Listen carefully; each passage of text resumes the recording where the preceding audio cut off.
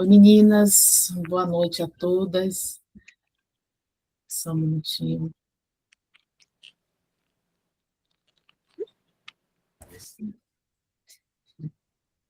Vocês estão me ouvindo direitinho? Sim, sim. Ótimo. Sim. Que bom. Em primeira mão, quero agradecer, né, o convite nessa primeira edição das Conectadas. Então, sendo a primeira palestrante, né, dessa nova roupagem da UAF, eu quero agradecer a todas da diretoria da UAF, agradecer a Ellen, e tenho certeza que essa é uma de muitas palestras, de muitos conteúdos, né, para o nosso aprendizado, nosso crescimento espiritual. Então, como a Ellen mesmo falou, a gente vai entrar logo no assunto para facilitar mesmo diante da nossa correria do dia a dia e da semana. Né? Então, esse tema é um tema bem pertinente, onde a depressão ela tem tomado um lugar onde ela não deveria tomar. Parece que ela toma primazia da vida, do cotidiano de muitos brasileiros, de muitas pessoas no mundo, mas falando de brasileiro, no meu lugar de fala, onde eu estou, é um desafio muito grande, né, e dentro do nosso contexto de cristão, de pessoas da fé, de pessoas que acreditam e creem em Deus, que pode fazer tantos milagres, e a gente se depara com esse assunto tão importante para nossas vidas e para as vidas daqueles que vivem à nossa volta. E também falar da graça é também fazer essa conexão, né, acerca da dificuldade e ele que pode nos ajudar, nos orientar a encontrar solução para essa dificuldade tão pertinente dentro do nosso contexto, como mãe, como esposa, como filho, como filha, né? Então, é um tema bastante envolvente e real, né? Então, sejam muito bem-vindas ao nosso Conectadas, né? Aqui da nossa FEUARF 2026. Fazer uma breve apresentação, eu acredito que todas as que estão presentes aqui me conhecem, se tem alguma que não me conhece, eu estou fazendo a apresentação, eu sou missionária Eliette, sou missionária aqui da Igreja Congregacional da Federação, no bairro da Federação, lógico, sou casada com o pastor Tiago, eu sou formada em bacharel em teologia pelo STCRJ, né, que é o Seminário Congregacional do Rio de Janeiro, tenho pós-graduação lato sensu em docência do ensino superior, pela UniMB, que é a antiga Maciço do Baturité, né, que é o Centro Universitário do Maciço do Baturité, e estou como bacharelanda em psicanálise pela Uninter, e o ano que vem, se Deus assim permitir, estarei dando a finalização da parte mais teórica e passando para a parte prática. Dentro da psicanálise, a gente nunca para, né, de aprender e de se envolver também, né? Então, para nós quebrarmos um pouco o gelo e que não seja uma conversa unilateral, que tenha essa participação, mesmo que distante, né, das irmãs, eu queria que você colocasse no chat, através de escrita, né, de palavras ou de emojis, vou fazer a seguinte pergunta, né, se a sua vida emocional fosse o céu, como estaria seu céu hoje? Então, eu vou dar mais ou menos aí uns 3 minutos, 2, 3 minutos, e vou selecionar, né, caso alguém coloque 2 ou 3 figuras ou resposta, para que a gente dê continuidade aqui a esse quebra-gelo, né, para que seja algo que tenha um pouco de participação, sempre vai ter um pouco de participação no final, mas para que a gente também tenha essa dinâmica. Então, se a sua vida emocional fosse o céu, como estaria o seu céu hoje?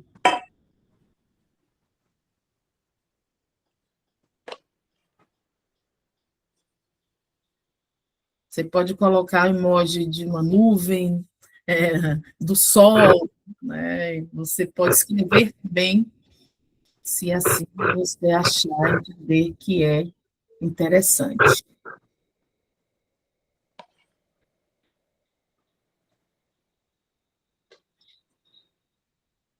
Deixa eu entrar aqui, rapidinho aqui na mensagem.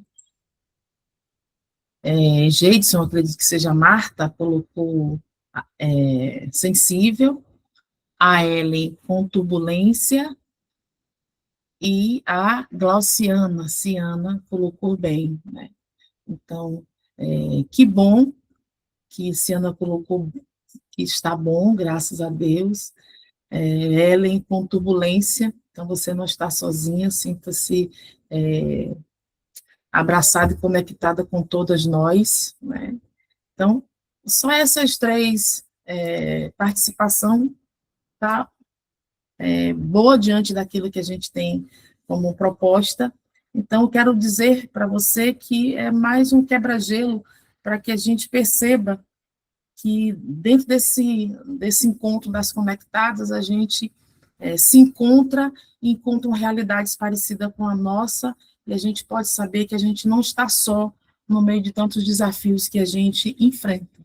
Então, pensar sobre a depressão, né, e dentro de uma pesquisa brasileira, né, ela fala que uma que é uma dor silenciosa, infelizmente, muito presente no dia a dia da mulher brasileira. Então, 24% das mulheres brasileiras, elas sentem, né, se sentem deprimidas em suas vidas. Então, quero dizer que, dentre essas mulheres, né, que se sentem deprimidas, e talvez aqui tenha alguma das irmãs que se sintam assim, eu quero dizer para você que a dor é real. Há uma máxima antiga que diz que sente a sua dor é que geme, né? Então, cada dor é única, cada pessoa que sente a sua dor, que é dita como a dor da alma, é uma dor única. É uma dor real, mas o estigma não precisa ser. Então, a gente não precisa ser essa pessoa que leva esse estigma de alguém que vive com dor na alma, que parece algo eterno, né? A porcentagem de 24% tem como base levantada pela população, né, recente sobre a saúde mental no Brasil, com destaque para pesquisa realizada pelo Instituto IPOS, no relatório calendário da saúde e no monitoramento global de saúde de 2023 a 2024. Isso aqui é mais estatística para que a gente possa perceber que isso é real. Muitas vezes a gente acha que é real na nossa vida, na nossa realidade, mas isso é real na vida de muitas mulheres que enfrentam essa doença, onde, de alguma maneira, faz com que a sua vida seja paralisada em detrimento, né, dessa angústia, dessa dor, que não é uma dor passageira, é uma dor permanente, né? Então, falar da depressão dentro da lente cinza, ou seja, a depressão não é apenas uma tristeza, é uma patologia que drena a energia física e distorce a percepção mental. A lente, tudo parece opaco e sem propósito. O peso, uma inércia que trava o cotidiano, ou seja, quem passa por essa patologia, por essa doença, é como se você estivesse vivendo é como se você parasse em um trânsito com muito movimento, e os carros passam, as pessoas passam, e você está estagnada, você está parada, é como se tudo em sua volta tivesse uma movimentação e a sua vida ela não conseguisse sair do lugar. É como se a sua vida parasse, fosse drenada por essa solidão, por essa tristeza profunda. Então, muitas vezes, e principalmente dentro do nosso contexto, né, de cristã que somos e de mulheres que somos cobradas sempre falar sobre essa doença, falar sobre isso, muitas vezes causa um desconforto, causa um incômodo, porque ainda é um tabu, ainda é algo bem isolado, mesmo que seja algo presente nas nossas vidas, e todas nós estamos sujeitas, né, a passar por essa doença, mas eu quero também dizer que mesmo que alguém aqui esteja, né, passando por essa nuvem, eu quero dizer para você que é algo que não se passa sozinho. E muitas vezes a gente não se apercebe e, e vai se passando, né, o tempo e a coisa começa a tomar proporções sintomáticas, né, os sintomas vêm, onde a gente para e diz assim, de onde isso começou? Né? Então, a depressão ela tem uma origem, ela tem um desenvolvimento e ela passa a desencadear através dos sintomas. Né? Então, tem vários sintomas e um dos sintomas é justamente essa tristeza profunda, nas quais é diferente de todas as tristezas já passadas, né? Essa falta de vontade de viver, muitas vezes, quando algo está muito crônico, a pessoa sente até vontade de tirar sua própria vida, porque não consegue se sustentar.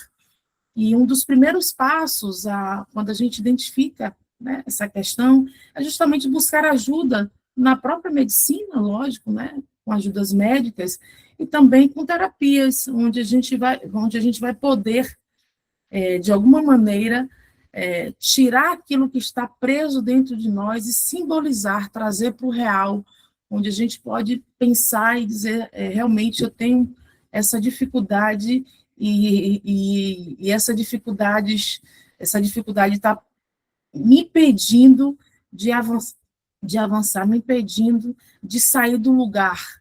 E aí muitos pensam, né, quando chega, né, nesse estado crítico, eu antes era uma pessoa feliz, né? Eu antes era uma pessoa que era mais alegre, mais dinâmica, eu conseguia enxergar o meu sol, e hoje eu não consigo nem sair do lugar, é algo que me aprisiona. Né? Então, além de cinza, é justamente onde outrora a gente conseguia enxergar as coisas preto e branco, né? Aquilo que é e aquilo que não é.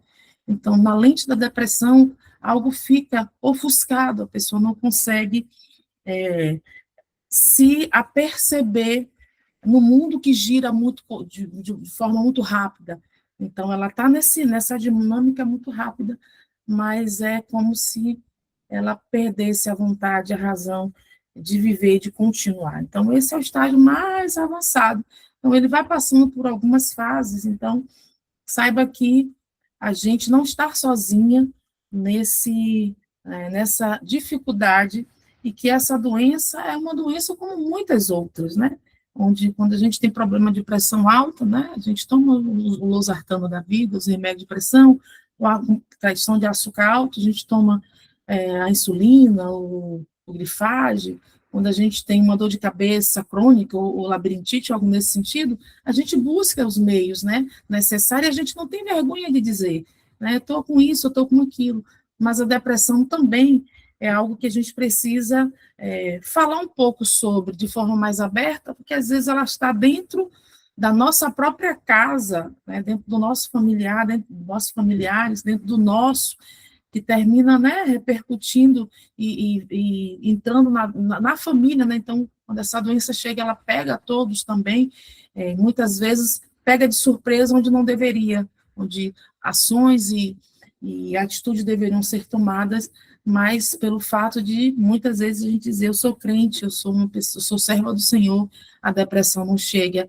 até mim, muito pelo contrário, né? E onde a dor se localiza, né? No âmbito biológico, o cérebro é um órgão química cerebral que é alterada, e isso não é pecado, mas sim uma questão de saúde. Então, os neurotransmissores, em algum momento onde a depressão chega, ele entra em colapso.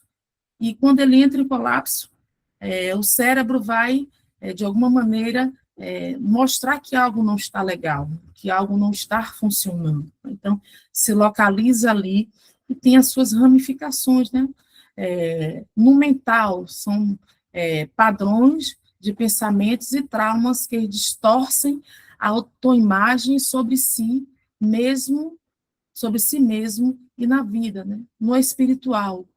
O vale, né, que o salmista vai falar sobre o vale da sombra da morte, todos estamos sujeitos a encarar este desafio, mas Deus está presente, mesmo quando não o sentimos, ou seja, quando nós, como mulheres, a gente parece que fomos condicionadas a levar tudo na caixa dos peitos, né? Na caixa dos peitos, onde a gente consegue chutar e ir para o gol, né? Chutar para o gol, agarrar ou chutar para fazer o gol. Né? Então, são estigmas colocados até por nós mesmos e onde são padrões colocados, né? Pela sociedade e por nós mesmos, onde os próprios traumas, né? A autoimagem que nós temos sobre nós mesmos, sobre as nossas vidas, elas tomam uma proporção tão gigantesca, em onde ela também nos traz essa cobrança.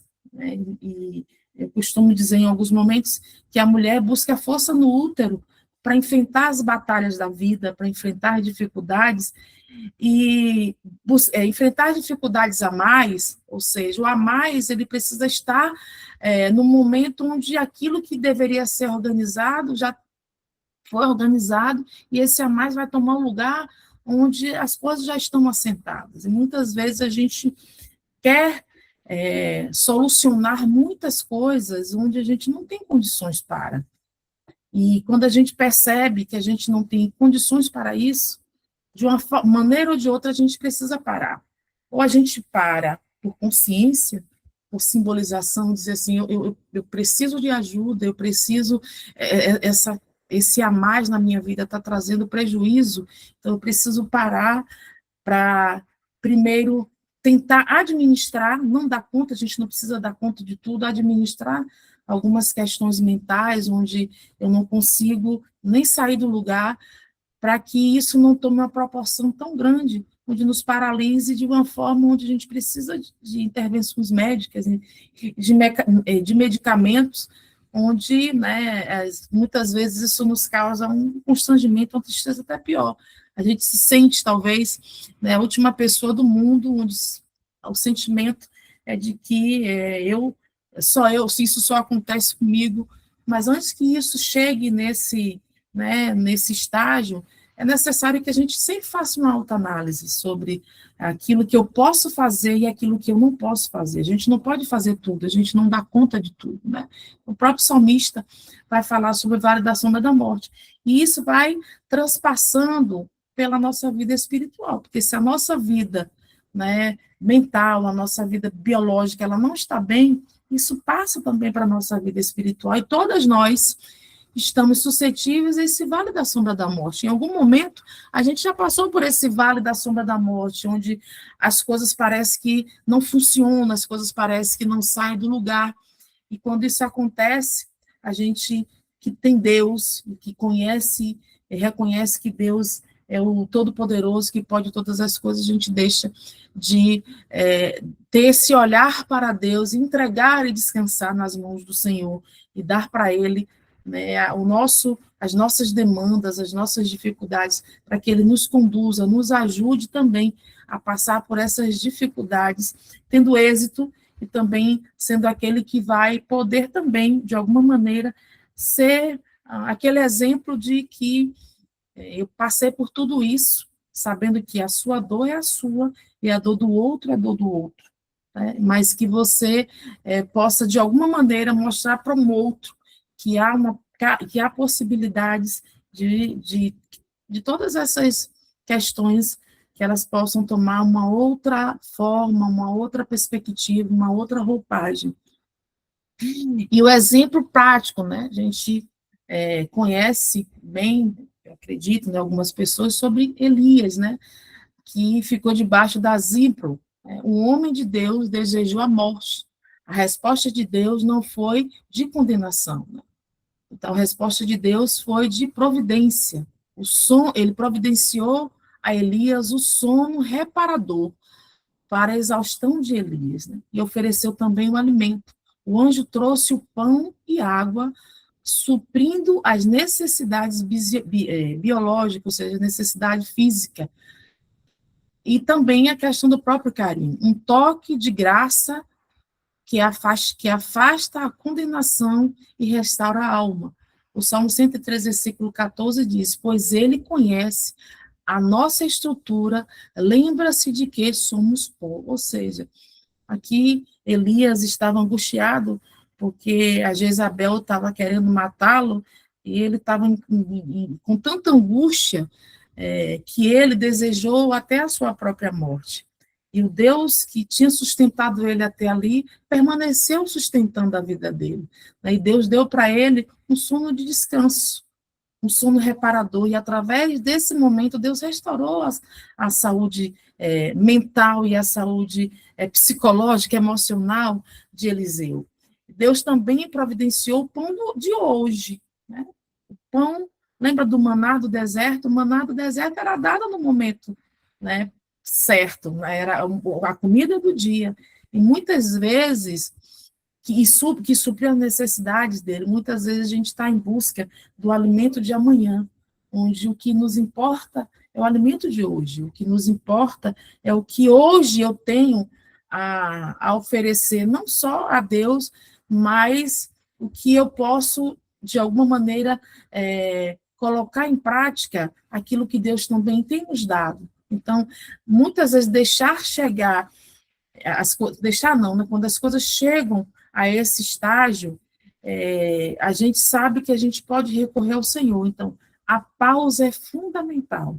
Quando a gente chega a um momento onde a gente não consegue mais respirar um ar puro, é o momento da gente parar e buscar em Deus ajuda, e buscar também os meios que Deus nos dá para que a gente consiga vencer mais um dia. Eu quero dizer para as irmãs que é um desafio para todas nós, né, como dona de casa, como a mulher que resolve tudo, né? Não sei se na casa de vocês é assim, quando surge alguma dificuldade de cozinha ou alguma coisa, né, que é mais no nosso campo de conhecimento, de ciência, por fazer muito, fala com fulana que ela sabe, fala com fulana que ela resolve. Isso pode funcionar para algumas coisas, mas isso não tem que funcionar para tudo. Então, a gente precisa também dar uma pausa na nossa vida, porque se a gente não se conscientiza que nós precisamos dar pausa na nossa vida e a gente buscar as informações do amanhã, que a gente não tem nem controle, que bom, isso vai nos sucumbir a ponto da gente desistir de viver e desistir de muita coisa, né? Então, Deus não nos leva, Deus não nos trouxe para nós sermos aquela que desiste, mas aquela que coloca no Senhor a sua confiança, coloca no Senhor todas as suas forças, né? Porque Ele conhece a nossa estrutura, e Ele sabe que nós somos pó, porque Ele nos constituiu, Ele nos fez, né? Ele nos formou, e a nossa força está em Deus. Então, mesmo nesses momentos que a gente fale, Deus não nos condena, Ele traz um olhar de amor, de carinho, e Ele refrigera as nossas almas, né? Então, dentro disso tudo, a gente pode saber que o descanso da graça, ele existe. Quando a nossa força ela acaba, o favor de Deus começa. Isso é de suma importância, porque nos leva a essa consciência de que nós não somos nada, nós não podemos nada sozinhas. Nós só conseguimos alguma coisa porque a graça de Deus nos alcançou, e não tem só a ver com a graça imerecida, mas essa graça que nos afaga, essa graça que nos acolhe, essa graça que cuida de nós em todos os momentos, né? Aí na fala de Ellen, né?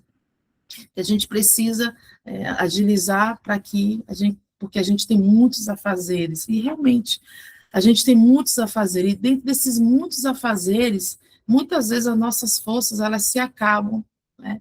Mas o favor de Deus sobre as nossas vidas, ele chega e restaura as nossas almas, restaura as nossas forças, onde muitas vezes a gente só basta tirar uma boa noite de sono e Deus traz o refrigério também ao nosso corpo, né?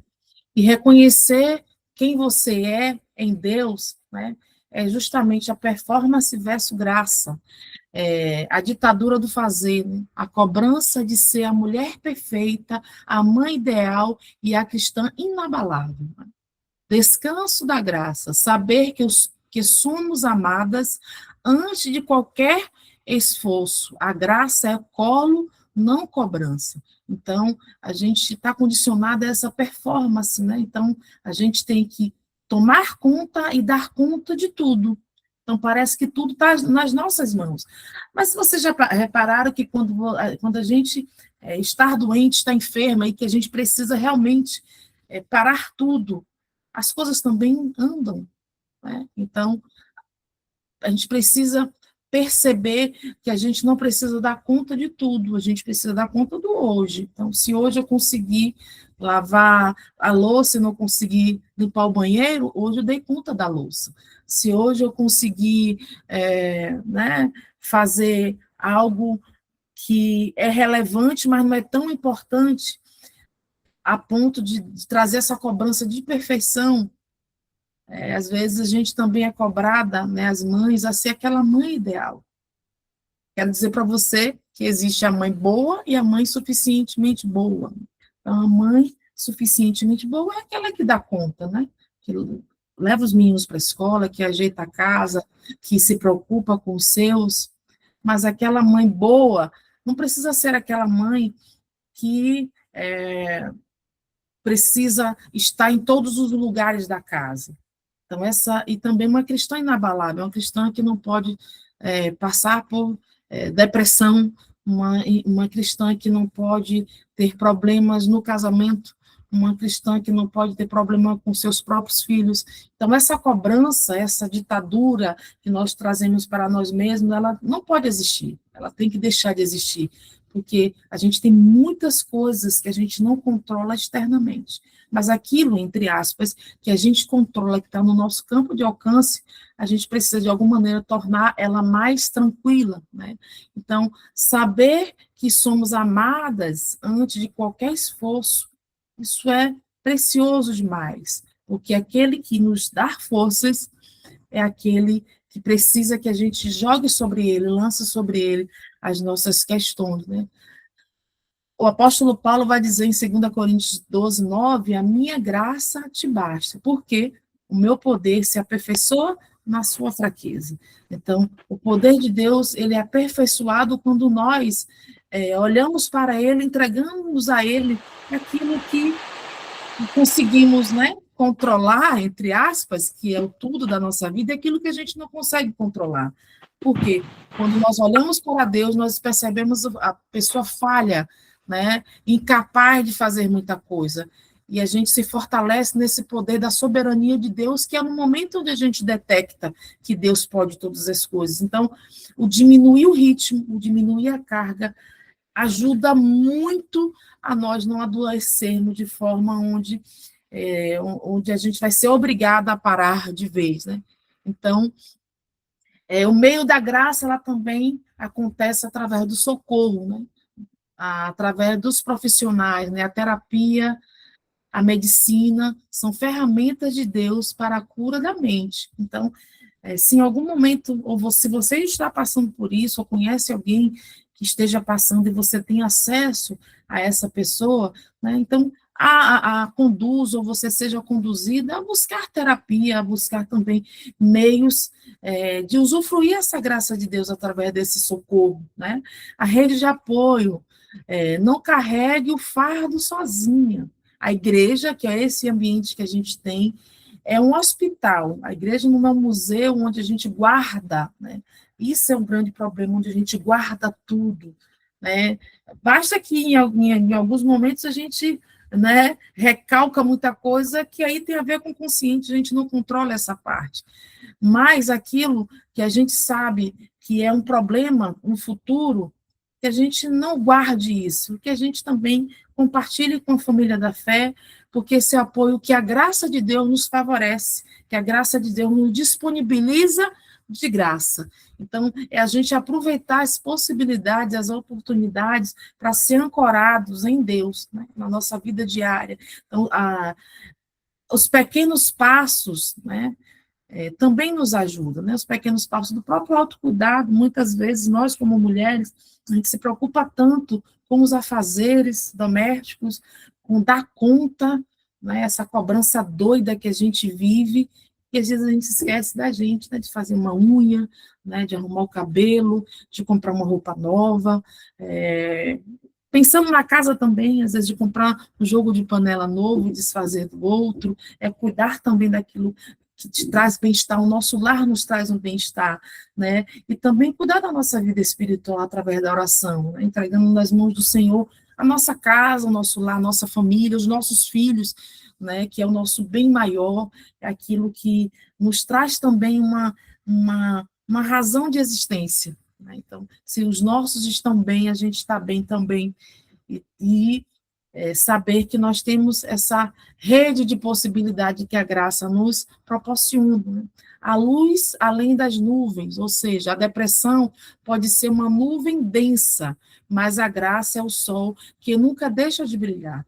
Você não está esquecida no vale. Então, quando a gente vê, né, aquelas tempestades grandes, a gente não vê muito em Salvador, né, a gente vê em São Paulo e alguns outros lugares, a gente até vê, mas nessa proporção de a gente olha para o céu, está muito escuro, onde vê raios e trovões. Então, em meio, né, a essa percepção visível que a gente tem acesso, o céu está além dessa escuridão. O céu não, o sol está além dessa escuridão e o sol continua a brilhar. O sol brilha do mesmo jeito. Eu quero dizer para você que a graça de Deus, ela nos faz perceber e saber que nós não estamos no vale sozinhos. E mesmo que passemos pelo vale da sombra da morte, o Senhor está conosco, o Senhor tem cuidado de nós. Veja quanto de coisas nós já passamos e Deus nos sustentou até aqui. Talvez seja o momento de nós diminuirmos o ritmo e passarmos a ter esse autocuidado de nós, cuidar da nossa mente. E se a gente cuida da nossa mente, a gente consegue cuidar do outro. Então, muitas vezes, não tem a ver nem tanto com a gente, tem a ver com o outro. E às vezes a gente quer tomar algo que é do outro para nós, sem mesmo conseguir trabalhar essas questões das nossas dificuldades. Então, saber que a gente não está sozinho, que a graça de Deus permanece conosco, nos faz respirar com alívio, né? Então, lembre-se que nenhuma dor é para sempre. Nenhuma dor é para sempre. Nada debaixo do sol é para sempre. Então, a dor da depressão, a dor da angústia, ela não é para sempre. Deus não tem prazer em te ver sofrer. Ele deseja restaurar a sua vida através dos meios naturais e espirituais. E quais são os meios naturais? Todos aqueles que eu falei, né, até aqui, e os meios espirituais que a gente, né, sabe e muitas vezes a gente não coloca em prática, né, para nos chegarmos mais ao Senhor. Lembre-se, se precisar, peça ajuda, estamos todas com você, né? Então, essa fala para lá também funciona do mesmo jeito para mim, do mesmo jeito para cá, né? Nós temos o que? Rede de apoio, a família, irmãos da igreja, líderes e amigos. Então, quando a gente precisar de ajuda, que a gente peça socorro, não deixe chegar a um estágio onde você não consiga nem se locomover, onde, né, essa nuvem densa já conseguiu ofuscar tanto a sua vida que te paralisou, né? Os profissionais também, psicólogos, médicos, psicanalistas, são instrumentos de cura também, né? O acolhimento, você não estar sozinha, não carregue esse fardo sem ajuda, né? Então, eu faço a minha pausa por aqui, né? Então, se tiver aí ainda os 10 minutos para a gente trocar também, né? Então, quem está do outro lado, né? Eu que estou falando para vocês, isso não significa que as contribuições também não sirvam para mim, a gente pode fazer essa troca, essa partilha e crescermos juntas também. Muito obrigada.